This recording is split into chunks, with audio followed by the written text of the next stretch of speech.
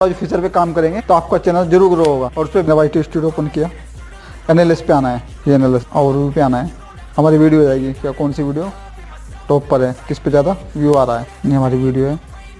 यहाँ पे देखो कंटेंट में, जैसे और के बाद कंटेंट आता है, ऑडियंस आता है, कंटेंट आप जिस चीज़ पे वीडियो बनाते हैं कंटेंट से। देखो ब्राउज फीचर 29.7 भेज रहा है व्यू पे। यूट्यूब जो काम कर रहा है ब्राउज फीचर पे काम कर रहा है। वीडियो है सर्च पे आ रही है, हमें इनमें से टॉपिक लेना है। जैसे हमारी वीडियो पड़ी है, देखो जिस कैटेगरी आप जो सी कैटेगरी उसको आप सिलेक्ट कर लेना, जो सी कैटेगरी है आपकी। जैसे मेरी वीडियो पड़ी है, देखो यानी ब्राउज फीचर जो बता रहा है उस पर आपको वीडियो बनानी है।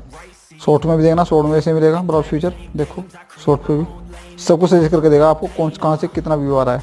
ये हमारे ब्राउज फीचर पे आपके काम करेंगे तो आपकी वीडियो पे व्यू भी आएंगे, सब्सक्राइब भी बढ़ेंगे और आपका चैनल ग्रो भी होगा। इस तरह आप ब्राउज फीचर पे 100% वर्क दे।